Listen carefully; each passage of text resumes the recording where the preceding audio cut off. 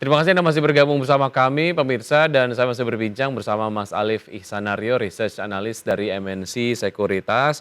Dan sebelum kita menampilkan saham-saham pilihan, kita akan update terlebih dahulu mengenai pergerakan dari Bursa Asia.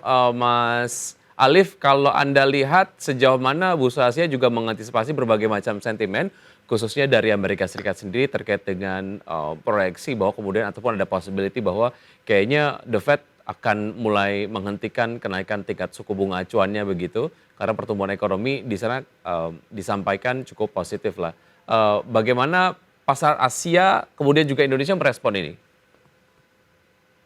Ya, terima kasih atas pertanyaannya. Kita lihat bahwasanya soon markets expect bahwasanya Fed akan melakukan pivoting ya. Nah, ini artinya apa? Artinya bahwasanya yields itu akan apa namanya?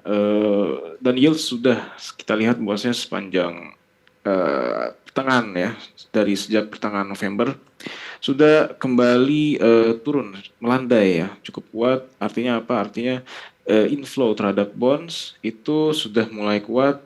Bahkan market itu melihatnya bahwasanya untuk tahun depan itu yang menarik adalah aset kelas untuk fixed income, terutama di bonds gitu.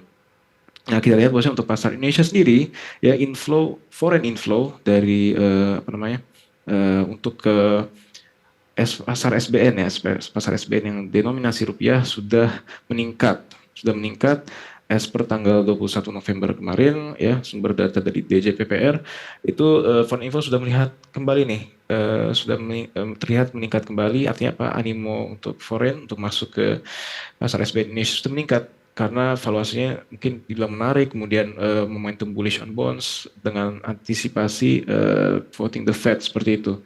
Jadi mungkin saat ini ya bisa dilihat bahwasanya momentumnya ada di bonds seperti itu. Bahkan kita lihat lelang-lelang sebelum ini ya, baik di SBSN maupun SBN itu menunjukkan performa yang jauh meningkat lebih baik daripada bulan-bulan sebelumnya seperti itu. Oke, baik. Secara proyeksi IHSG di perdagangan hari ini seperti apa, Mas Alif?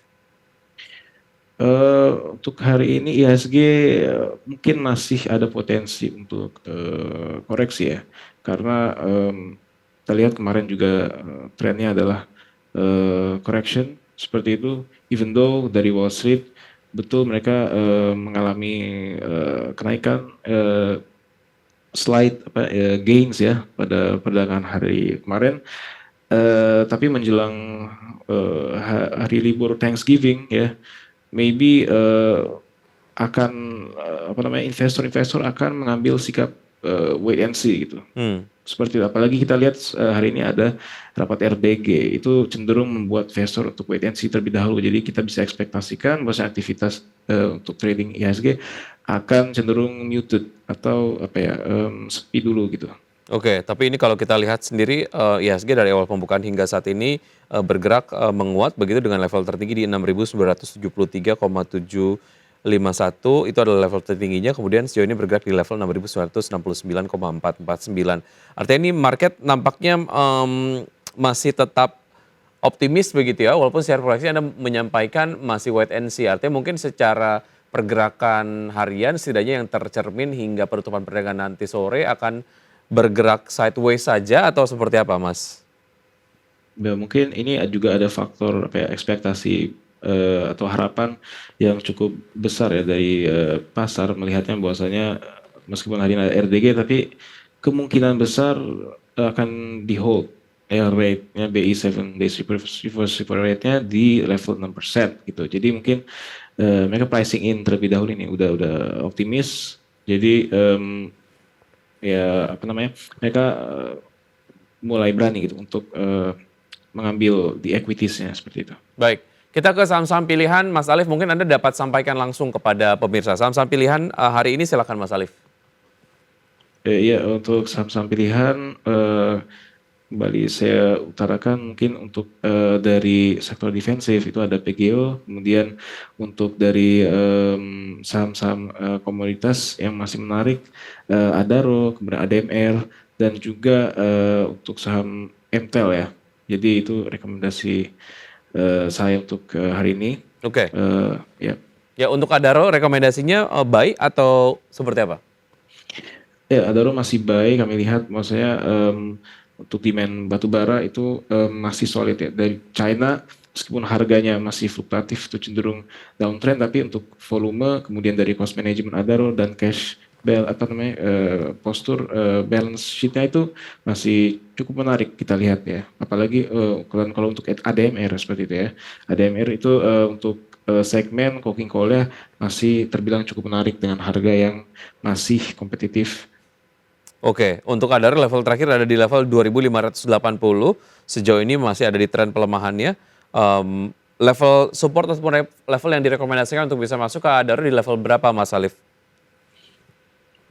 Untuk level support mungkin udah saya rekomendasi untuk masuk, silakan. Kalau untuk level sekarang it's okay karena kita fundamentally ya, fundamental. Kalau untuk technical mungkin bisa didiskusikan lebih lanjut nanti, tapi untuk fundamental kita masih pasang di target price 3.100. Oke, dari Adaro kita ke ADMR, seperti apa analisisnya Mas Alif? Ya, ADMR masih kuat ya untuk dari sektor segmen coking coal ya, itu masih cukup menarik. Dari China pun harusnya by next year itu sudah dengan berbagai insentif fiskal yang dikucurkan oleh pemerintah, harusnya harapannya adalah ekonominya sudah bisa di jump start gitu.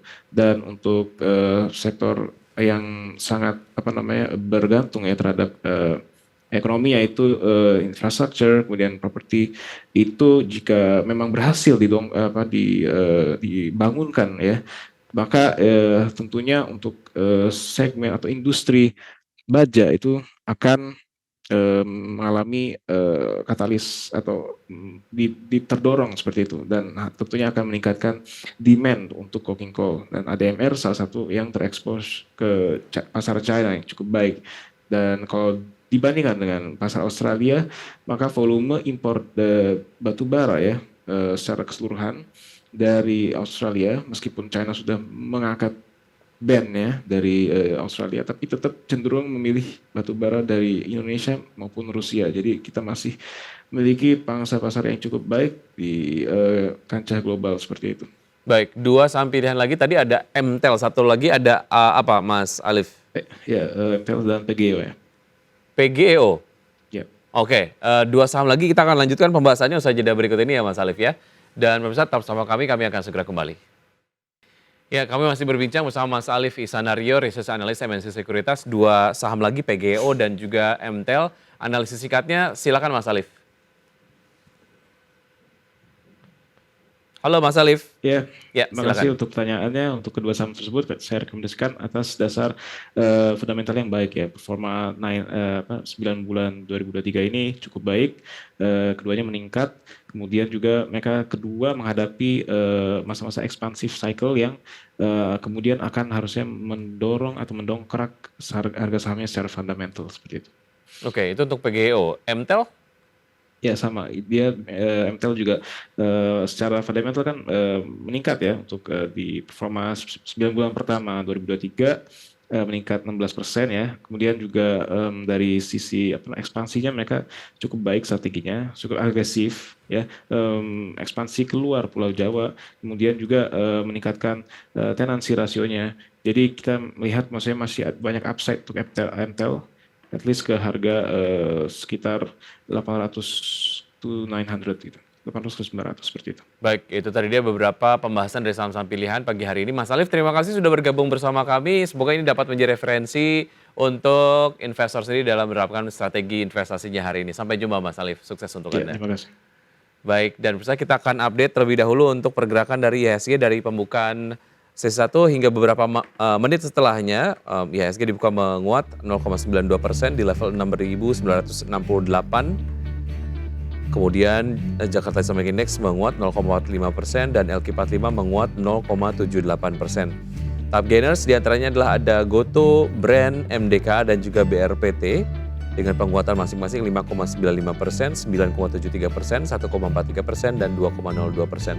Top losers ada KPIG, ada Trin, SRAJ dan SGER dengan level terakhir dan juga pergerakan dapat Anda saksikan di layar televisi.